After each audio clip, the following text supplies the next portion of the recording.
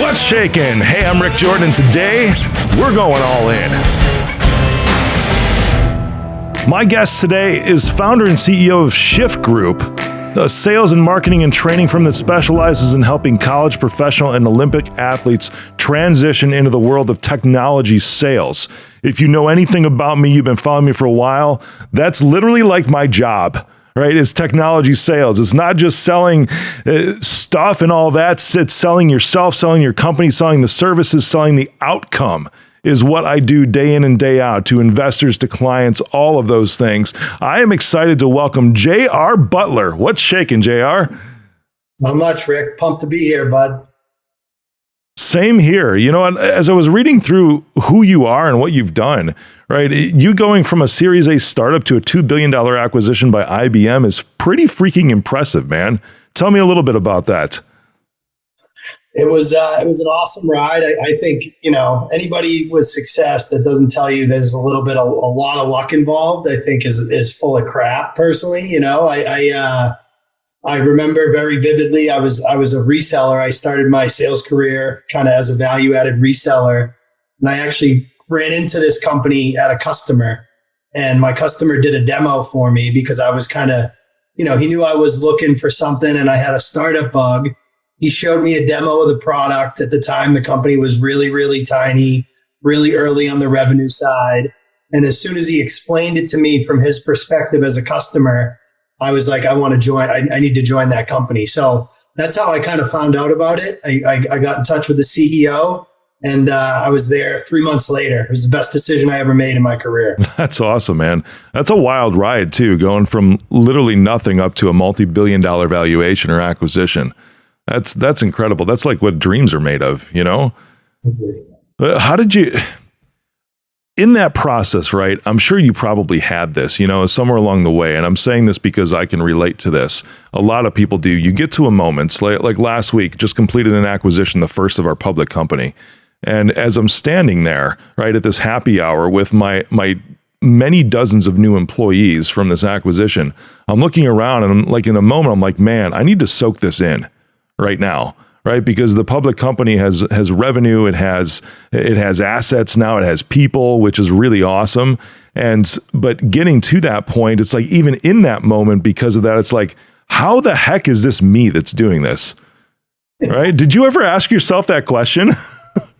Oh, all the time. I mean, I think imposter syndrome is definitely a real thing, and I definitely, we were signing up some of the biggest logos, literally, in the world, like, famous CIOs, famous IT organizations with multi-billion-dollar budgets, closing deals from the first meeting to PO in under 6 months. And I was just like, this is unbelievable. But, you gotta, as a sales guy, you gotta kind of remind yourself, and I grew up in the EMC kind of era in Boston. And there was a saying at EMC, Roger Marino used to say, hey, it's the product, stupid. So you got to remind yourself as a sales guy, don't let your head get too big. At the end of the day, you're a big part of it. The customer's buying the product, and we just had a great product. So that was kind of like my down back to earth moment. That's important. It really is important that you have a good product, because nobody would get behind what I'm doing right now if it wasn't actually something that worked. I mean, they back me, of course, and the early investors would back me because they would believe in the vision. But if the vision itself was crap, right? they believed in me to execute it, but if the vision itself was crap, the product is crap, there's no way that you can do that. I always had a tough time selling, because prior to this, I wrote the sales playbook for Best Buy for B2B when they were trying to be a VAR. And I trained that out to all of their business technology consultants that they called them. It's like, this is how you sell. This is how you sell as a VAR, because Best Buy's trying to become this thing. But they couldn't understand it. And some of the stuff was just garbage. Right. And I stopped and I would tell them, like, don't sell this, sell that, because this other stuff I don't even believe in. I can't train you how to sell something that I don't even believe in. 100%. That belief in the product, I think, it's usually the difference maker between success and mediocrity when it comes to salespeople, in my opinion. No doubt, man. How long ago was that with IBM, with the acquisition by IBM? purchased us in 2021, early 2021. So very recent then. Yeah. Within the last year and a half. Like a little less than 2 years ago. Dude, how did you go from Division I hockey to this? 'Cause I saw that in there too, bro. It's like you played Division I hockey for the, at Holy Cross in Central Massachusetts where you grew up. But man, how in the world did you go from hockey to tech? A recurring theme, I think, in my life, Rick, is luck. And this is no different. I literally was at a bar after a men's league hockey game. And I was going to go to law school. Literally, I was going to take the summer off, study for an LSAT, take it. And I met a guy who owned a bar in my hometown, and he knew me from hockey. And he's like, dude, technology is the future, JR. He's like, you can go to law school and, put in a lot of hours. He goes, if you come work for me, and this is at the beginning of kind of like the virtualization, rise. He's like, I guarantee you can make, $250,000 within 3 years. And I think ultimately for me, I wanted to make a lot of money. My parents, were both kind of salespeople. So I understood that you can make a lot of money selling. So I said, screw it. I said, instead of studying for the LSAT this summer, I'll try this. And I can tell you my third day, I walked into his office and I told him, this is what I want to do the rest of my life. Like I knew immediately. That's awesome, man. When those things cross your path too, the things that you just don't plan on it, right? Usually there's something that you've done, right? And it could blindside you as far as where it comes from, like going from hockey to tech, right? Or hockey to sales. But there had to have been something. I mean, if you were in hockey, there had to have been something that you started preparing yourself mentally for in order to have this opportunity come across. So were you even ready to say yes to it? Right. Because you could have easily said no. But what was your mindset at that time, man, to be like, all right, I'm just going to say yes to this thing? I think like generally, I knew I wanted to bet on myself, right? Like when you talk about experience that kind of led you there, I wasn't like a highly touted recruit. I essentially, basically worked my way into a Division I spot on a roster. And I think for me, picking something in my career where it was like, I wanted to be accountable to myself and like rely on what I could produce to be successful. And I kind of saw that in law too, but with sales, it's like, it hits you right in the face. It's like what you eat, what you kill, and it's 100% on you. And it's like really extreme ownership. So I think for me, I've always been that kind of accountable person and really self-reliant. So that I think that foundation is what made the decision pretty easy for me early on. You know what I mean? Yeah.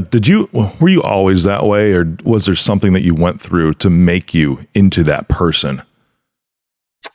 So I'm the oldest of three boys, right? And both my little brothers also played Division I hockey. One of my brothers was an Olympic athlete, played in the NHL. And I asked my dad a few summers ago, when did you know that Bobby was going to be in the NHL? And he's like, I knew when he was 7. So, and my father was a high school hockey coach for like 40 years. So, that created kind of like a situation in my household where like naturally my brother and his like talent is going to get a little bit more attention, right? Like no fault to my parents. Like my dad's a hockey guy and he's got this kid that he knows as a hockey guy is going to be literally one of the best in the world. Yeah. He's got it already. Yeah. So I kind of like, I was always kind of fending for myself. Like my mom didn't know that kids got homework until like 4th grade. Cause when I was in 3rd grade, all the way up to 3rd grade, I never asked my mom for help. And then my brother comes home in like kindergarten with homework and like needs help. And my mom called the teacher and she's like, JR never got homework. And the teacher was like, yeah, he did. He just did it himself. So I think like that was kind of like, I was always kind of like, really like on my own and really accountable to myself. That's kind of how I've always been, I think. That's cool. And you had to be, because you were in the circumstances that you had with your brother, of course, and there's things that everybody just has natural talent and ability at, and it's there, but still, if you just ride that talent, I'm sure your brother still works his ass off, right? To be that good and improve on that. But then there's other things. It's like where you've got that other person, and this was similar to interesting story, like between my brother and I, except the roles were kind of reversed. It's like I was your brother when it comes to business and some other things, to where it's just like there's a lot of things that he had to work his ass off, but it's like I'm working off even harder because it's really cool, man, because you're the oldest, right? Yep. As you said, and to see somebody with that talent, and it's like, man, you know what? That's cool. And you can support him as a brother. And then at the same time, be like, I got my own gig over here and I'm secure in this too. Exactly. You got to find a role, right? You got to find a role in the locker room. So I found mine. Yeah. How did that go for you? Because this is difficult to swallow sometimes. When you see somebody, especially somebody that you might be close to, and maybe something that you've dreamt of for years, to where you start to recognize that, you know what, there's other people that are more talented than me. I look back and I played baseball for 9 years, right? Through middle of high school. And I've always said, it's like, I wonder what would have happened if I would have stuck with it, because I was really good. Even 2 weeks ago, it was like, well, man, you got the frame for it. Like a guy who represents, MLB talent was like, you really got the frame for it. I'm like, that's great.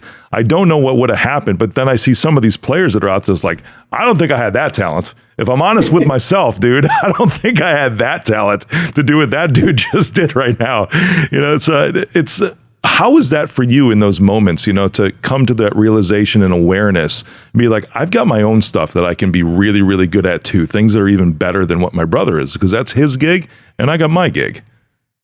Yeah. Well, if I'm being honest, I think at a younger age, it's hard, right? Like, that those emotions show up differently as a 15-year-old than they do as a 35-year-old. So I think I definitely, like, in my life struggled with a little jealousy and a little like kind of anger. But to your point, right? Like nobody is more proud of both my brothers than me. But I think for me, I found other ways, to your point, of like, I always excelled in the classroom. Like I always was the center of attention in every room I was in. So like, to your point, like I found the things that I was good at and I made sure I did those really, really well. And it's probably partially to get my father's attention, but that turned out to like really work out for me in the long run. So I think as I got older, that jealousy and kind of resentment went away very quickly. And I really kind of grew to really be comfortable in my own skin and be really proud of what my brothers have accomplished on their own, That's really cool, man. Because this transitions into the sales realm too. It absolutely does, because there's some people that you can see walk in, right? I mean, I've got a podcast, right? I'm grateful, I'm humble, because I just found out about 2 weeks ago that this show is top 2.5% in the world in its global rank, and it's mind blowing to me because it's been 4 years, but I look back and was I good at the beginning of this? It's like, sure, I had better speaking skills than the majority of people. That's awesome. But I still look back and it's like, God, I sucked when I look at the first year of this.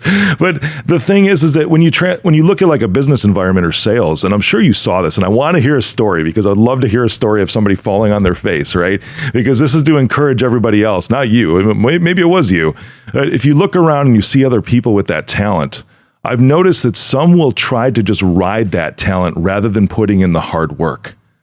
And those individuals just almost stay right where they're at, because there's a limit to how far your raw, pure talent can take you without consistent growth and just pushing yourself on top of that. And then the others around you in a sales environment or wherever will continue to work on themselves and then surpass you, because they knew that they couldn't get by just on their talent. They had to develop what you did. Not saying that your brother, I'm sure he pushed it really hard, right? But you've seen this around, haven't you? To where those are just riding on their talent and stay stagnant. Yeah, 100%. Like, there's a lot of kids with they're naturally, intellectually curious. They're competitive people. I actually have a story about me falling on my face and realizing that like my personality, my ability to connect with people wasn't going to be what got me to that next kind of echelon of salesperson. I was in a meeting and a guy asked me a technical question about a product we were selling him. And I completely bullshitted Rick. Like I completely was like, yeah, it goes X, Y, and Z. And the meeting ended. I thought the meeting went great. And as I was walking out, I said to my CTO, I'm like, hey, they're going to be a great customer. Like, they're going to love us. And he's like, no, they're never calling us back again, JR. And I'm like, why? He's like, dude, you just completely bullshitted him about PowerPath Virtual Edition. It was this EMC product we were selling, and never again. And for sure, he was right. We never heard from those guys again. It was a great account, and I screwed up. And I said, I'll never, ever make that mistake again. I'll never just rely on my natural personality skills, my natural ability to connect with people. I'm also going to become a subject matter expert in whatever I'm selling, and I'm going to be a student of the game. And it would never have happened if I didn't screw up that huge account. Like, that was kind of my come to Jesus moment as a salesperson. You know what I mean? For sure, man. I appreciate you being that open and transparent and vulnerable with everyone too. Because it's great to put everything, all your good accolades on when you show up on a show like this. I appreciate your vulnerability there. I noticed one of the same things with me, because I thought going into pitch TV producers, now it's 5 years later, and I go on Newsmax, ABC, NBC. I was on CBS last week, national, all these places actually call me to be on now. But I remember my first time pitching TV producers and thinking, I speak on stage all the time, no problem, right? And I didn't prep. I had segments because I depended on just my natural oratory skills to just bring the energy, because I'm an energetic individual. And I kept getting, out of like 13 or 14 producers in this thing, it was almost kind of like speed dating with them a little bit. There's other people like racking up the numbers, right? And as they're doing that, they'd get like 12. Someone got all 14 producers to say yes and invite them on. I got 4, bro. My very first time, I kept on getting no after no after no after no. And my media coach was there too. He's like, dude, you're so freaking robotic. And I'm like, I don't get it. And I found out that it was like the transference of that skill set is what I needed to work on, because it was way different talking on stage in front of thousands of people than it was actually talking to one person at that point on Skype. This was before Zoom took off, right? On a camera, on a TV, it was way different, just a different vibe that I had not prepared for. Same thing. I was like, I'm never making that mistake again. And then I went back 4 months later, just 4 months later, after working on that transference, and I nailed all 14. I got all 14 producers. But in those moments, it's like, I love that we can enjoy, and I say enjoy because in the moment they're bad, right? But after the fact, we can enjoy those moments of suck in our life, to where it's like, man, did I really suck? As long as we can look back and say, well, I did something about it, right? Yeah.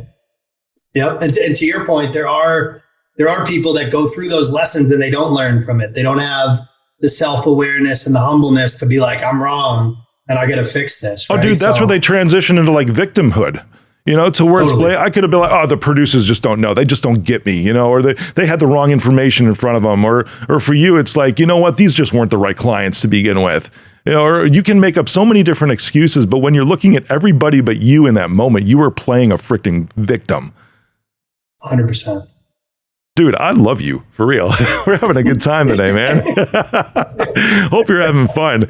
We don't have a lot of time left, but so your brother's going on to NHL, right? Is he in the NHL right now?